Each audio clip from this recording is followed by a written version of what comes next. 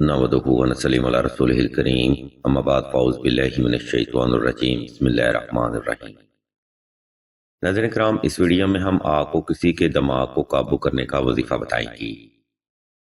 یہ روحانی پروگرام مکمل تحقیق اور علم نفسیات کے اصولوں کے آئین مطابق پبلش کیا جا رہا ہے، اس لیے اس ویڈیو کو شروع سے آخر تک مکمل توجہ کے ساتھ سماعت فرمائیے گا۔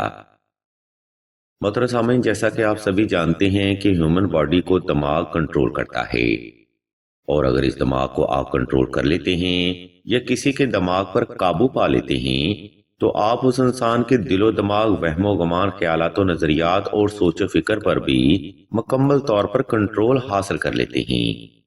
یعنی اس انسان کی کوئی بھی سوچ اس انسان کی ذاتی سوچ نہیں ہوگی، بلکہ اس کی وہی سوچ ہوگی جو کہ آپ اس کو دینا چاہتے ہیں۔ ناظرین کرام، دماغ کو کنٹرول کرنے کا وظیفہ آج کل کپل حضرات یا ریلیشن میں الجھے ہوئے لوگ زیادہ ڈیمانڈ کرتے ہیں۔ انہی کی ضروریات کو مد نظر رکھتے ہوئے آج ہم آپ کو اس وظیفہ کا مکمل طریقہ، دورانیہ اور تعداد کے بارے میں بھی بتائیں گے۔ عزیزان محترم، کسی کے دماغ کو قابو کرنے کا وظیفہ کچھ آپ نے اس ترتیب پر پرفارم کرنا ہے۔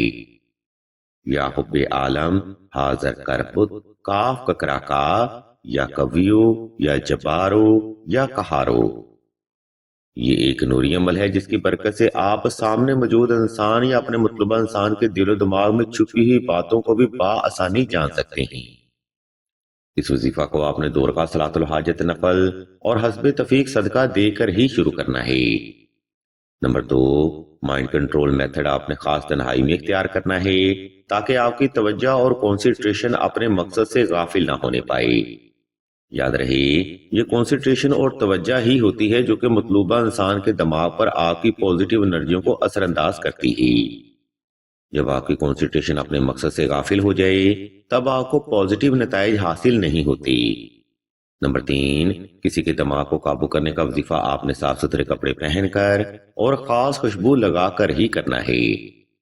عزیزان محترم، اس ترتیب کو فالو کرتے ہوئے آپ نے یہ روحانی عمل 1100 تعداد میں 14 روز تک بلا ناغہ جاری رکھنا ہے۔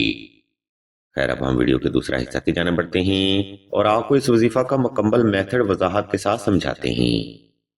عزیزان محترم، اوپر بیان کردہ ترتیب کو فالو کرتے ہوئے آپ نے کسی بھی وقت کسی بھی مقام پر تنہائی کا خاص انتظام کر لینا ہے۔ اس کے بعد آپ نے نوافل ادا کر کے جائے نماز پر آلتی پالتی کی حالت میں بیٹھ جانا ہے اور اپنے پرسن کو توجہ میں رکھتے ہوئے آنکھیں بند کر لینی ہیں۔ جب آپ پرسکون اور ریلیکس ہو جائیں تب آپ نے اوپر بیان کردہ ربائی کا ذکر دل سے شروع کرنا ہے۔ یہ ذکر یا مینیفیسٹیشن آپ نے آہستہ آہستہ اور پرسکون ہو کر مکمل توجہ کے ساتھ دل سے کرنی ہے۔ جب یہ ذکر آپ کا تمام ہو جائے تب آپ نے ایک لمبا سجدہ حاجت ادا کر لینا ہے۔ اس ترتیب کو فالو کرتے ہوئے آپ نے یہ روحانی عمل 14 روز تک بلا ناغہ جاری رکھنا ہے۔ انشاءاللہ آپ کا مکمل کنٹرول مطلوبہ انسان کے دماغ پر ہو جائے گا، حتیٰ کہ ایسا بھی ممکن ہو پائے گا کہ اس کی دل کی باتیں آپ کے دماغ میں رہیں گی۔ اس وظیفہ کے لیے بے شمار ٹیرو کارڈ ریڈر بھی ریکویسٹ کرتے دکھائی دیتے ہیں، جس سے آپ اس بات کا اندازہ لگا سکتے ہیں کہ یہ وظیفہ دورہ حاضر میں کیا حیثیت رکھتا ہے۔ اگر آپ وظیفہ کے بارے میں کچھ سوال کرنا چاہتے ہوں یا کوئی روحانی مسئلہ ڈسکس کرنا چاہتے ہوں تو آپ سعیدہ سے رابطہ کر سکتے ہیں۔ ہم اللہ کے حضور دعا کرتے ہیں کہ تمام مسلمانوں کو اپنے حفظ و ایمان میں رکھیں اور تمام مسلمانوں کے تمام نیک اور جائز حاجات کو صدقہ محمد و آل محمد کی نسبت سے جلد پورا فرمائیں۔ آمین ثم آمین یا رب العالمین۔